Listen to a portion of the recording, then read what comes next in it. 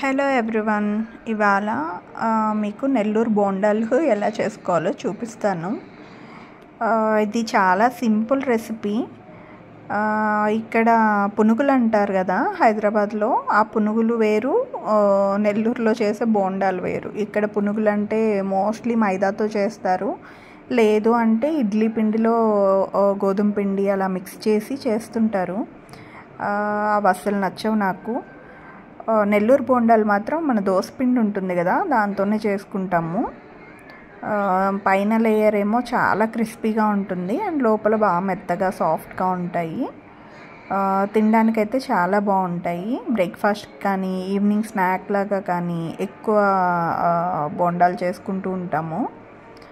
ఇది చాలా సింపుల్ అండి. మామూలుగా మనం దోసపిండి చేసుకుంటాం కదా, సేమ్ ఆ పిండితోనే దాంట్లో కొంచెం పులిసిన తర్వాత, అంటే పిండి ఫస్ట్ డే కన్నా కూడా నెక్స్ట్ డే అయితే చాలా బాగుంటాయి.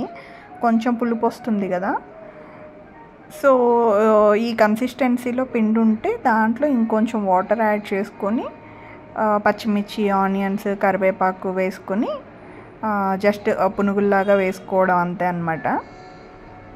నేను మామూలుగా అయితే దోసపిండి బ్యాటర్కి ఒక కప్పు మినపప్పు తీసుకుంటే 4 కప్పులు రైస్ తీసుకుంటాను. మోస్ట్లీ ఏం చేస్తానంటే బియ్యం పిండి ఊరి నుంచి వచ్చేప్పుడే ఆడించుకొని పట్టించుకొని తీసుకొని వచ్చుకుంటాను. సో మినపప్పు నార్మల్గానే నానబెట్టేస్తాను. మినపప్పు దాంట్లో ఇంట్లో బొరుగులు కానీ అటుకులు కానీ ఉంటే అవి కొంచెం మెంతులు కొంచెం వేసి నానబెట్టేస్తాను. సో అది మినపప్పు మిక్సీ వేసేసుకొని దాంట్లో మామూలుగా ఈ ఆడించింది పొడి బియ్యం పిండి ఉంటుంది కదా, అది మిక్స్ చేసుకోవడమే అనమాట. మన కన్సిస్టెన్సీ మనకు ఎంత సరిపోద్ది అనిపిస్తే అంత కలిపేసుకుంటే సరిపోద్ది. దాని క్వాంటిటీ అలా ఏం లేదు. ఈ బోండాలు మాత్రం ట్రై చేయండి, చాలా బాగుంటాయి. చిన్నప్పుడైతే మా ఊర్లో రూపాయికి 2 ఇచ్చేవాళ్ళు అనమాట బోండాలు. ఒక 2 రూపాయలకి టిఫిన్ తెచ్చుకుంటే ఆ ఈవినింగ్ స్నాక్ లాగా సరిపోయేది. ఇప్పుడు ఇవి కూడా కాస్ట్ పెంచేశారు అండ్ అన్ని చోట్ల బాగుండట్లేదు. అండ్ నాకు హైదరాబాద్లో అయితే ఈ బోండాలు అసలు ఎక్కడ దొరుకుతాయో నిజంగా తెలియదు. మీలో ఎవరికన్నా తెలిస్తే నాకు కామెంట్స్లో పెట్టండి. డెఫినెట్లీ నేను వెళ్ళి ట్రై చేస్తాను. నా చిన్నప్పుడు ఒక ఆవిడ ఈ బోండాలే కొంచెం తెల్లగా ఉంటాయి, మినప్పప్పు ఎక్కువ వేసి చేస్తారనుకుంటా. ఇప్పుడు ఆయిల్లో ఫ్రై చేసే వాటి కలర్ ఎలా ఉంది అలా ఉండేవన్నమాట. కొంచెం పెద్ద సైజులో చేసుకుని ఒక సిల్వర్ టిన్నులో పెట్టుకొని ఊరంతా అమ్ముతూ వచ్చేదన్నమాట. ఆవిడ దగ్గర కొనుక్కొని తినేవాళ్ళం చిన్నప్పుడు. చాలా బాగుంటాయి అన్నమాట. ఇప్పుడు అసలు అలాంటి బోండాలు అయితే ఎక్కడ దొరకట్లేదు. ఈవెన్ నేను ఎప్పుడైనా ట్రై చేద్దామన్నా కూడా నాకు అది ఎలా చేసిందో ఆ రెసిపీ అయితే తెలీదు. మీలో ఎవరికన్నా తెలిస్తే నాకు చెప్పండి. సో ఈ బోండాలు అయితే నిజంగా చాలా బాగుంటాయి, క్రిస్పీగా, లోపల సాఫ్ట్గా.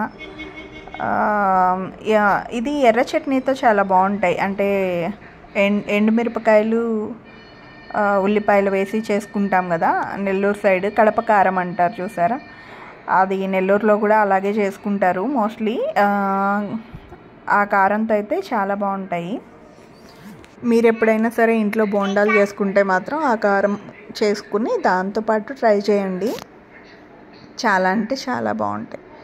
అండ్ ఇంకొక ఫన్నీ థింగ్ ఏంటంటే, బోండాలు ఎప్పుడు చేసినా సరే నేను ఆ పైన క్రిస్పీ లేయర్ ఒకటే తింటాను, ఆ లోపల సాఫ్ట్గా ఉన్నాయి వదిలేస్తాను అలాగే.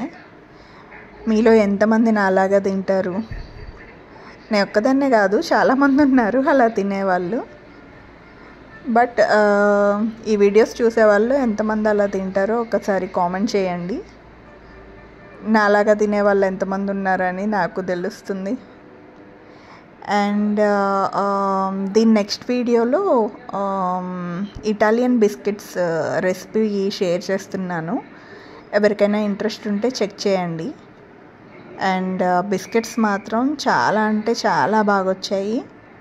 అండ్ చాలా సింపుల్ ఇంగ్రీడియంట్స్ అన్నమాట, సింపుల్గా చేసేసుకోవచ్చు.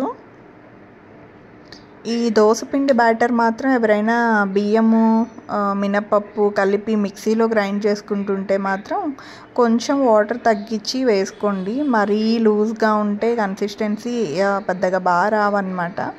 అంటే మనం వేయడానికి ఈజీగా ఉండదు. గ్రైండర్లో వేసుకునే వాళ్ళకైతే ప్రాబ్లం లేదు, వాటర్ తక్కువైనా కూడా గ్రైండ్ అయిపోతుంది కాబట్టి. అండ్ బోండాలు కూడా చాలా బాగా వస్తాయి గ్రైండర్లో అయితే. ఒకసారి ట్రై చేసి ఎలా వచ్చాయనేది కామెంట్ చేయండి. అండ్ హైదరాబాద్లో బోండాలు ఎక్కడ దొరుకుతాయో తెలిస్తే కామెంట్ చేయండి. Thank you, bye bye, please subscribe.